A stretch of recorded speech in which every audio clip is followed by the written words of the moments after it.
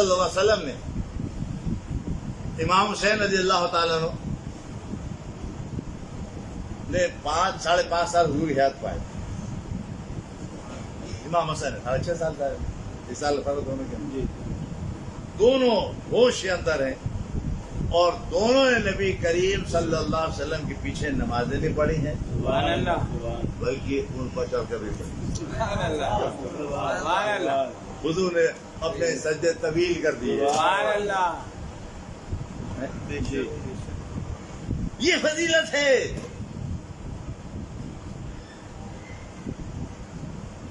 کہ باجے سجدے اتنے طویل ہوئے صحابہ نے فرمایا کہ شاید ہم نے خیال کیا کہ حضور پردہ فرما گئے. اتنے سکون کے ساتھ حضور گئے.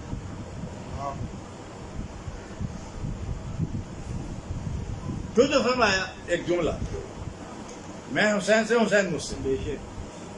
اس کی کیا ضرورت تھی بتانے کی؟ اس جملے کی کیا اس جملے کی کیا ضرورت تھی؟ حضرت علی کی بھی کہہ سکتے تھے, سب کے لیے کہہ سکتے تھے. ایک کے لیے کہا جس کو ذہن میں رکھیے جملے کہیں گوڑوں میں جا کر نہیں.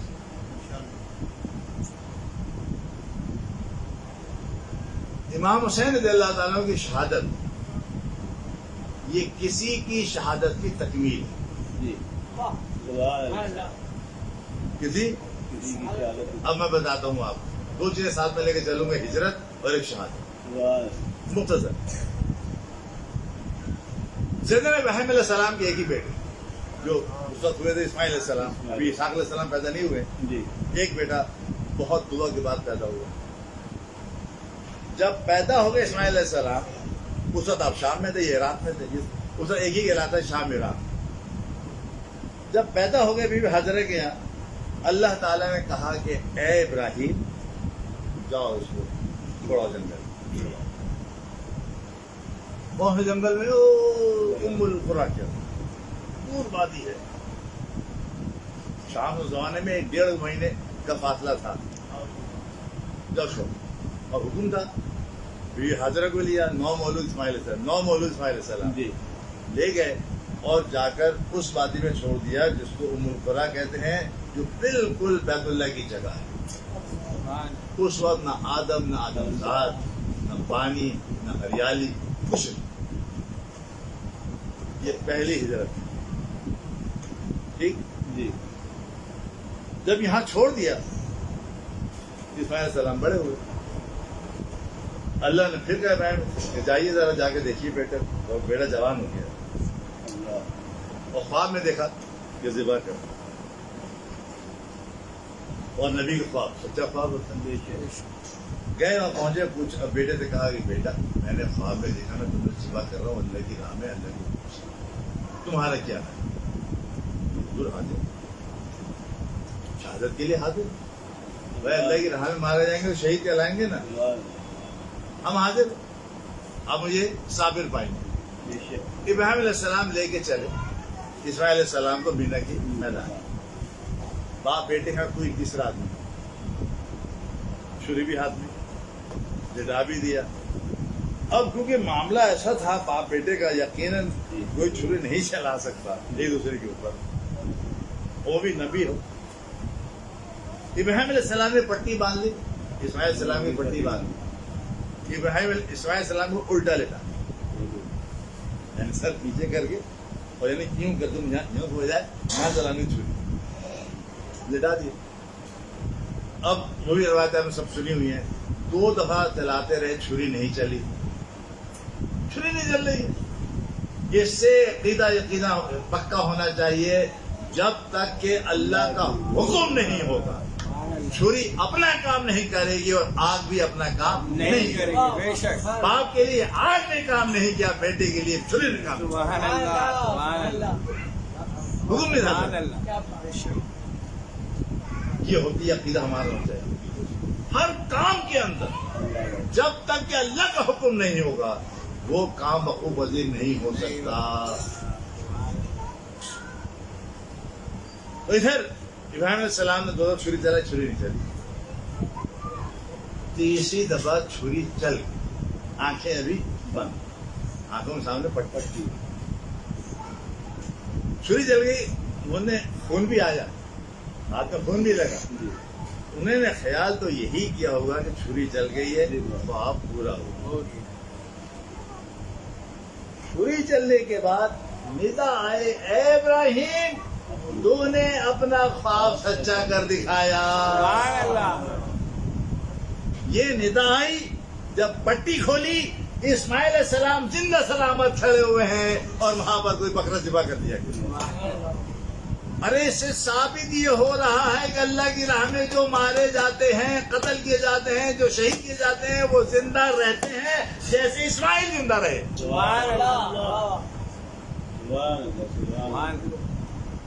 اللہ نے دکھا دیا ہماری راہ میں جان دو گے ایسے ہی زندہ رہو گے جیسے اسماعیل تمہارے سامنے کھڑا ہو. تو شہادت کے لیے تو کیسے نا شہادت نہیں کی. پھر اسماعیل علیہ السلام 2000 برس ان کی نسل اور اگر وہاں شہید ہو جاتے بالکل نہ عبداللہ پیدا ہوتے نہ حضور نے تشریف لاتے. اللہ نے زندہ رکھی. ان کی 2000 برس یہاں نسل بڑھتی رہی یہاں تک کہ عبد المطلب رضی اللہ تعالیٰ نے بھی یہیں پر موجود رہے. اور عبد المطلب کے بعد ان کی اولاد 11 بیٹی ہو گئی. انہوں نے جب زمزم کے لیے نیت کی کہ بھائی زمزم شکریہ تھا دوبارہ کھودنا تھا اس کو اس کے لیے دیتی اگر زمزم مل جائے گا تو میں اپنا ایک بیٹا اللہ کی راہ میں دیتی. پورا نکالا تو عبداللہ کے نام آ گیا. لوگوں نے کہا بھائی اتنا خوبصورت بیٹا آپ کا ہے یہ ہم نہیں ہونے دیں گے بھائی کوئی دوسرا معاملہ کریں. پھر وہاں کے لوگوں سے پوچھا گیا انہوں نے رائے دی کہ ایسا کریں کہ آپ 11 بیٹوں کے ساتھ 11 اونٹ رکھ دیجیے. پھر قرآن نکالیے کسی نام آتا ہے جب آ جائے اونٹوں کے نام تو اونٹ کر دیے گا نہ چلتے رہیے. 1 دفعہ ہو 2 دفعہ ہو 3 دفعہ ہو 11 دفعہ تک پورا عبداللہ کے نام نکلتا. 12ویں دفعہ میں پورا جو ہے وہ اونٹوں کے نام نکلا. تو کتنے ہو گئے 11 کو 12 ملٹیپلائی کریں اتنے اونٹ ذبح کیے گئے ایک کی وجہ. اور حضرت عبداللہ رضی اللہ تعالیٰ عنہ صحیح سلامت رہے پھر ذبح ہونے سے بچ گئے. اب اگر آپ ذبح ہو جاتے تو بھی حضور کی ولادت کہاں سے. یہ دوسری شہادت ان کو بھی شہادت نہیں ملی. حضرت عبداللہ کو بھی شہادت نہیں ملی. پھر نبی کریم صلی اللہ علیہ وسلم نے کئی دفعہ کئی کتابوں میں کئی جگہ مقامات پر حضور کے الفاظ ملتے ہیں کہ مجھے شہادت چاہیے ہے میں اللہ کی راہ میں شہید ہونا چاہتا ہوں. یہ خواہش حضور کی زبان پہ بھی آئی لیکن اللہ تعالیٰ نے اس کو بھی پورا نہیں. اور نبی کریم صلی اللہ علیہ وسلم مکے سے ہجرت کر کے مدینے آ گئے. یہ ہجرت آگے بڑھی. اسماعیل علیہ السلام کی اولاد کی ہجرت آگے بڑھی یہاں تک آئے. حضور نبی کے وسلم کا کوئی بیٹا نہیں یہ نہیں. 3 بیٹے ہوئے تینوں سال بھر کے اندر وصال فرما. لوگوں نے تانے بھی دیے کفار نے خاص طور سے دیے. تو اللہ نے پھر ایک صورت اتار دی محبوب کی خوش دلی کے لیے. انا اعطینا کل کوثر فصلی لربک وانحر ان شانئک هو الابتر. آپ اشارہ ہم نے تو آپ کو ہر نعمت میں کثرت دی ہے. ساری نعمتیں آپ ہی کی وجہ سے اور کثرت بھی آپ ہی کی وجہ سے ہے. اب تک تو وہ ہوں گے جن کو وہ پوچھے گا نہیں. آپ کو ذکر تم نے ایسا بلند کر دیا ہے آپ کی امت کرتی رہے گی. آپ اتنا کبھی ذکر کسی کا نہیں. ساری باتیں ختم ہوں گی. جو یہود نصارہ ہیں بھی کیا ذکر کرتے ہیں ہم نے انبیاء کچھ نہیں. کیا کرتے بائبل کے چند سبق ہے وہ پڑھتے ہیں بس. کہیں نام آیا نہیں وہ ذکر پہ نہیں ہوا. پھر اس کے اندر انہوں نے شرک کر دی. اس کے اندر شرکی پہلو آ گئے. اس کے اندر بیکار ہو گیا سب. جی امت محمد مصطفیٰ غائبانہ حضور کی شان 1400 برس سے بیان غائبانہ. اور نبی کریم صلی اللہ علیہ وسلم نے ہمارے متعلق صحابہ سے فرمایا کہ آنے والے آئیں گے جو مجھے یاد کریں. تم تو دیکھ کر یاد کر رہے ہو مجھے بغیر دیکھ کر یاد. ویسے دیوانے تو حضور نبی کریم صلی اللہ علیہ وسلم نے ہجرت کی مدینہ پاک آئے، شہادت آپ کو نہیں ملی، یہاں حضور فرمایا کہ حسین مجھ سے میں حسین سے۔ سن 60 ہجری ختم ہو گیا۔ اچھا یہ بتا دوں کہ امیر معاویہ رضی اللہ تعالیٰ جب حکومت میں آئے سن 31 ہجری کے اندر، 30 سال رہے آپ کی، اس وقت شریعت کی بیعت الگ ہو گئی تھی اور مولویت کی علیحدہ ہو گئی۔ حضرت امام حسن نے خود، امام حسین نے بھی امیر معاویہ کے ہاتھ پر ملوکیت بیعت کی، شریعت کی بیعت آپ کے گھر میں رہی، مولا علی حسن رضی اللہ عنہ ان سے حسین کے بعد، اور یہ پھر 12 امام تک غوثیت چلتی رہے گی اور چلتی رہی یہاں تک امام حسن عسکری آئے، اور اس کے بعد غوث اعظم کی جو ولایت مقام اعلیٰ ہے وہ سیدنا غوث اعظم شیخ عبد القادر جیلانی کو حاصل ہوا۔ اس لیے آپ حسنی حسینی سید ہیں دونوں طرف سے۔ حضور حسین مجھ سے میں حسین سے، یہ جملہ پڑا ہے۔ حضور نبی کریم صلی اللہ علیہ وسلم شہادت نہیں حاصل کی، آج کو وصال ہو گیا، امیر معاویہ تخت بیٹھ گئے، امام حسین نے بھی بیعت دی، لیکن شریعت کی بیعتیں امام حسین سے لی جاتی رہیں، مدینہ پاک میں بھی اور اطراف کے لوگ بھی۔ اسی بیعت کے لیے کوفے والوں نے بلایا تھا، اسی بیعت کے لیے، بیعت ملوکیت کے لیے نہیں، وہ تو امیر معاویہ تھے، یزید ہو گیا تھا اس وقت، اور آپ نے اب یزید کے ہاتھ میں ملوکیت کی بیعت اس لیے نہیں کی کہ امام حسین کا ہاتھ مولا علی کے ہاتھ میں، مولا علی کا ہاتھ حضور کے ہاتھ میں، حضور کا ہاتھ اللہ کے ہاتھ میں۔ یہ جب یہ ہاتھ اتنے پاک ہاتھوں میں تھا، پھر کیسے ممکن ہے اس ہاتھ میں جاتا جس ہاتھ میں شراب ہوتی ہے؟ جی وہ شراب پکڑتا تھا، ہاتھ میں سے جام دے کے گئے، وہ نماز اپنی جگہ پر ہے، میں تو شراب کی بات کر رہا ہوں، ہاتھ ملانے کی بات۔ ہم سے کہا جاتا ہے کہ شرابی سے دور رہو، کیوں کہ ایسا نہ ہو کہ تم شرابی بنو، صحبت طالع گناہ طالع۔ تو امام علی مقام رضی اللہ تعالیٰ عنہ کے لیے ممکن ہی نہیں تھا کہ وہ یزید کے ہاتھ میں ہاتھ دے کر اپنا ہاتھ پلید کر لیتے، معاذ اللہ معاذ اللہ معاذ اللہ، جی یہ ممکن ہے۔ لہذا لوگوں نے بھی کہا کہ آپ یہاں جائیے، ہم آپ سے بات کر لیں گے، لیکن بیچ میں سب کہانی تاریخ سے آپ کے سامنے ہے۔ یار ہمارے حضور کے پردہ فرمانے کے بعد، بلکہ سیدنا عمر رضی اللہ عنہ کے پردہ فرمانے کے بعد بہت منافقت ہوا، اس منافقت کی وجہ سے جنگ صفین، جنگ جمل ہوئی، صحابہ میں جنگ جمل، جنگ صفین، ایک طرف سیدنا علی فوجی کھڑے ہیں رضی اللہ تعالیٰ اور ایک طرف سیدنا عائشہ، یہ صرف منافقوں کی وجہ سے پہچاننا مشکل ہوتا ہے، آج بھی مشکل، نہ جانے کتنے اس وقت بھی علماء کی شکل میں منافق یہودیوں نے اندر ڈالے ہوئے ہیں۔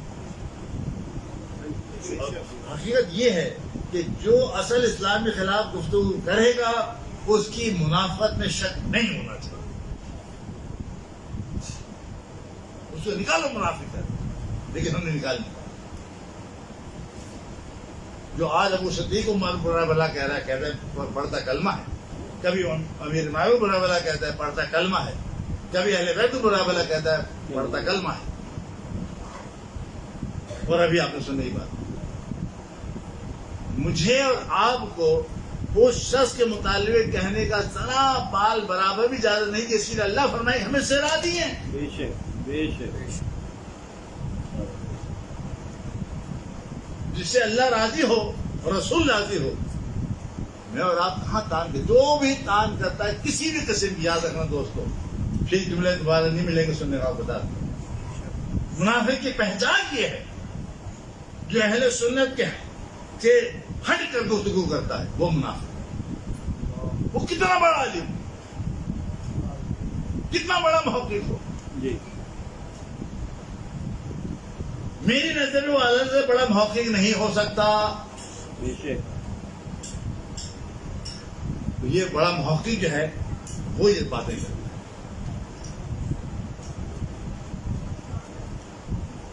تو امیر معاویہ نے تقریباً 30 سال انہوں نے حیات پائی. اور اس زمانے میں پھر صحابہ کرام تابعین جو ہیں جو بیعت کرتے تھے وہ امام حسین رضی اللہ عنہ، باقی سب چھوٹے تھے. جی ادھر بھی سینئر موسٹ صاحب تھے، وسعت آپ کے پاس تھی، زیادہ سب شریعت کی بیعت آپ ہی کے ساتھ ہوتی تھی. جو طریقے کی بیعت بھی کہہ رہا ہے. ایک بات، ایک اور نقطہ بتاؤں.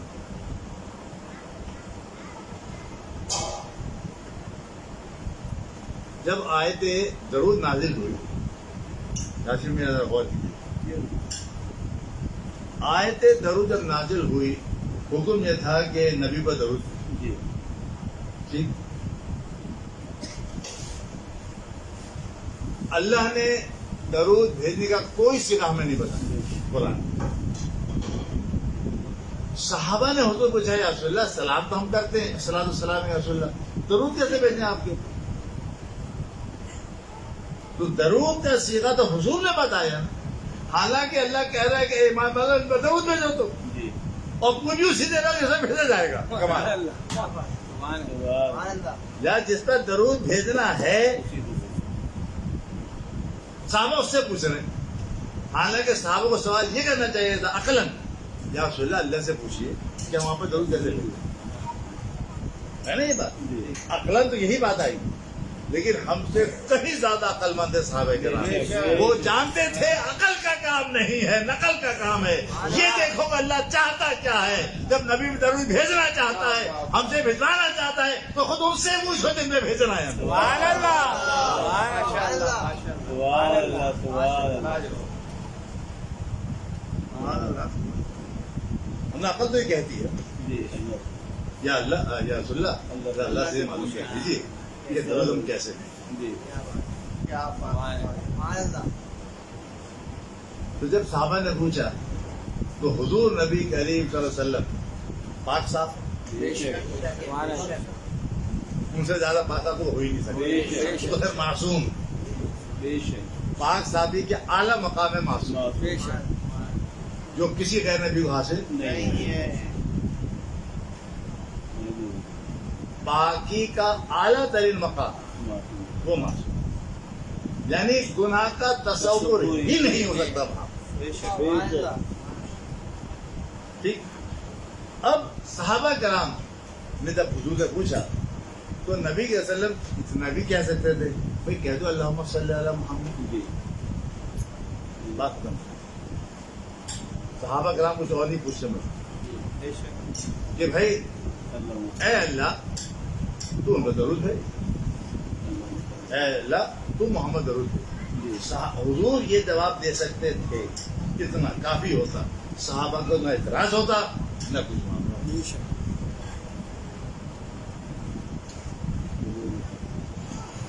ناؤ ہے اور فطرت ہے رسول اللہ. حضور نبی کریم صلی اللہ علیہ وسلم نے فرمایا صحابہ کرام سے، فرمایا صحابہ کرام جی پڑھو اللہم صلی علی محمد وآل محمد کما صلیت ابراہیم وآل ابراہیم انک حمید. اے اللہ درود بھیج. اب کون کہہ رہا ہے؟ کون کہلوا رہا ہے ہم سے؟ حضور صلی اللہ علیہ وسلم ہم سے کہلوا رہا ہے. جب یہ کہو کہ اے اللہ درود بھیج محمد اور آل محمد پر صلی اللہ علیہ وسلم، جیسے تو نے درود بھیجا ابراہیم اور آل ابراہیم پر. آل ابراہیم ابراہیم سے لے کر عبداللہ تک آئے گی یا نہیں آئے گی؟ جی بے شک بے شک. آل ابراہیم جو آل ہے ان کی آل کی بات ہو رہی نا ابھی. ابراہیم علیہ السلام اسماعیل علیہ السلام سے لے کر عبداللہ تک آئے گی نہیں آئے گی؟ پھر حضور آگے صلی اللہ علیہ وسلم، پھر حضور سے لے کے قیامت تک جو اس نسل میں آ رہا ہے اس پر بھی درود ہے. سبحان اللہ.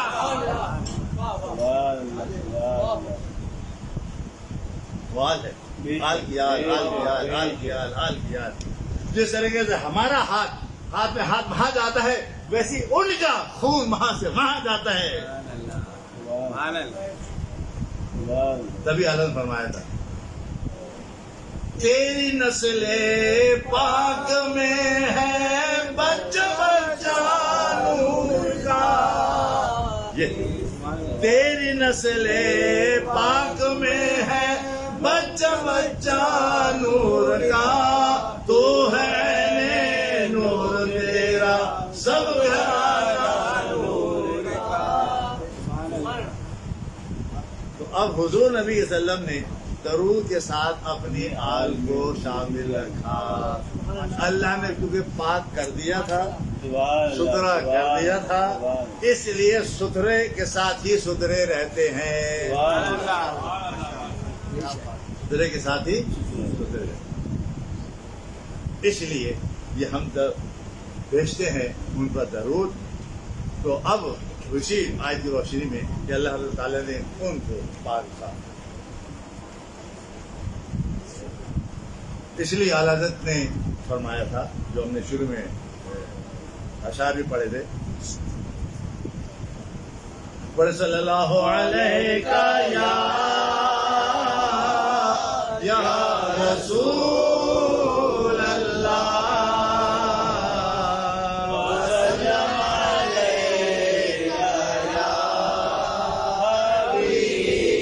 آب تطہیر سے جس میں پودے جمے. تشبیہات آب تطہیر آگ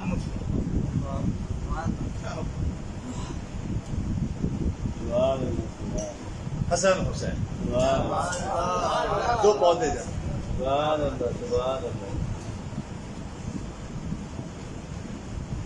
آب تطہیر سے جس میں پودے جمے، اس ریاض نجابت پہ لاکھوں سلام. صلی اللہ علیہ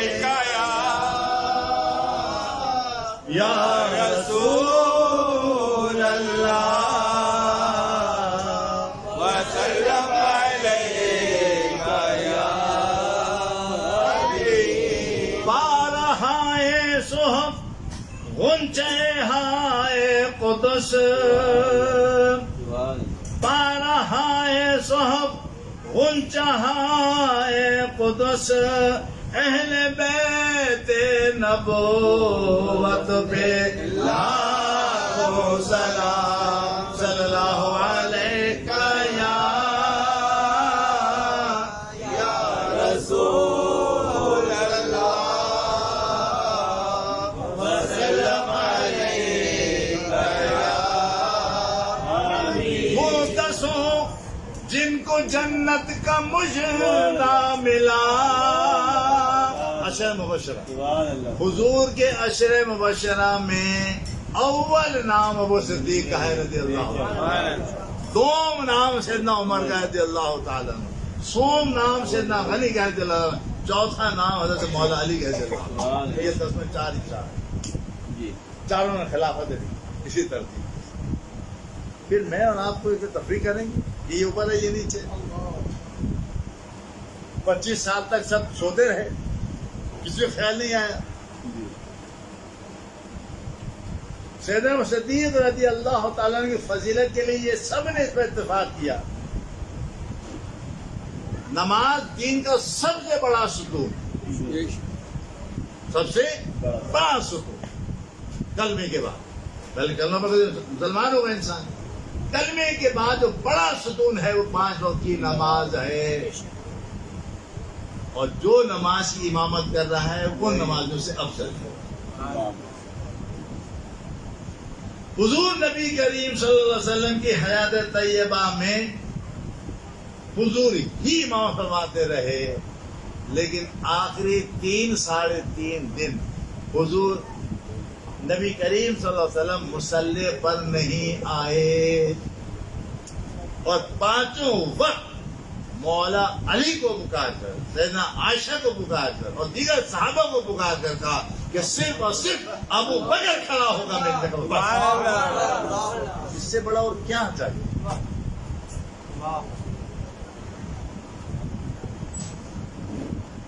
مولا علی نے بھی یہی کہا تھا رضی اللہ تعالیٰ نے کہ جب نبی کریم صلی اللہ علیہ وسلم نے مجھ سے بھی کہا کہ ابو بکر نماز پڑھائیں گے، حالانکہ میں قریب ہوں، آپ کا داماد بھی ہوں، بھائی بھی ہوں، سب کچھ ہوں، مجھے نہیں کہا اور نہیں بلا کے لایا علی کو ابو صدیق کو نماز پڑھانے کے لیے. لہذا جب خلافت کی بات آئی، سب سے بڑا جو پوائنٹ صحابہ نے آیا تھا وہی اٹھایا تھا اتفاق کے لیے کہ ابو صدیق ہی ہمارے وہ امام ہیں جو حضور کی حیات میں امام تھے اور آج ہمارے وہی امام ہیں. وہ 10 ہوں جن کو جنت کا مژدہ ملا، اس مبارک جماعت پہ لاکھوں سلام. صلی اللہ علیہ یا رسول اللہ وسلم علیک یا حبیب اللہ. اللہ رب العزت امام علی مقام امام حسین رضی اللہ تعالیٰ عنہ کی جو شہادت میدان کربلا میں ہوئی، یقیناً تاریخ کے اندر یہ بات بھی موجود ہے کہ 3 دن کھانا اور پانی دونوں کے راستے پر.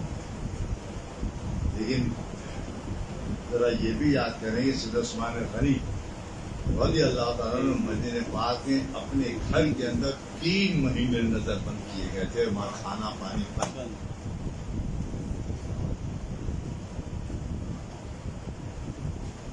اس لیے ہر صحابی کی اپنی اپنی بڑی منزلیں ہیں، بے شک بڑی بڑی قربانیاں ہیں، بے شک بڑی بڑی آزمائشیں ہیں. ان سب کا بھی بیان کرنا ہم سب کے لیے لازم ہے. جی. یہ اعلی حضرت کا فرمان ہے رضی اللہ تعالیٰ عنہ. کچھ باتیں تو ایسی ہے کہ میں آن ایئر نہیں کہنا چاہتا. آج حدیث کے سارے موجود ہیں، وہ جا کر آپ پڑھنا لازم ہے، اس لیے کہ نبی کریم صلی اللہ علیہ وسلم کے اہل بیت بے شک ہمارے لیے سر کا تاج ہیں، لیکن تمام صحابہ کرام جو ان کے ساتھ ہیں وہ بھی ہمارے لیے سب سے سر کا تاج ہی. اللہ تعالی ہمیں سب کی عزت کرنے کو آمین آمین. آپ لوگوں کا بہت شکریہ. انشاءاللہ یہ ایک منقبت کے کچھ اشعار پڑھتے ہیں اور پھر انشاءاللہ آخر میں آپ کو ہمارے پاس تبرک ایک ایسا موجود ہے. الحمدللہ اللہ کا شکر ہے کہ میری بھی حاضری ہوئی ہے امام علی مقام رضی اللہ تعالیٰ عنہ کے روضے پر. امام حسین رضی اللہ عنہ کا ایک روضہ ہے اور ایک آدھا کلومیٹر کے بعد ہر ذہن بنا ہوا ہے حضرت عباس ٹائل اللہ. عجیب اتفاق ہے کہ ہم جب پہنچے ہم سمجھ رہے تھے کہ یہ جہاں سے پہلے ہم قبر شریف پر پہنچے ہم سمجھے کہ امام حسین کی. خیر ہم نے باتیں پڑھی، دعائیں مانگی کو. اس کے بعد ہمیں محسوس یہ ہوا کہ یہ کسی اور کی زیارت کے لیے ہم آئے ہیں. معلوم چلا حضرت عباس رضی اللہ عنہ کی مدد کی بات ہے، وہاں بھی ہماری حاضری ہونا تھی. جی. ہم باہر نکلے اور نکل کر ہم کسی لگا یوں جاؤ یوں جاؤ یوں جاؤ. جب واپس اچھا ایک ایسے بنے ہوئے ہیں اندازہ نہیں ہوا. ہم تھوڑے تو کافی گھوم گھام کر آئے، پھر اس سے خبر پہ آ گئے، پھر ہم سمجھے امام حسین کی ہے وہ حضرت عباس کی. تو مجھے خیال آیا کہ امام حسین علی مقام حضرت تعالیٰ عنہ نے رات کو جب آئے انہوں نے کہا کہ آپ اس راستے سے چلے جائیں گے، آپ باہر چلے جائیں گے. رات سے نکلے پھر وہیں آ گئے. امام حسین علی مقام کو حضور نے موقع دیا تھا کہ آپ نکل جائیے، لیکن رات کو نکلے ضرور وہ، لیکن ایسے گھومے کہ پھر سے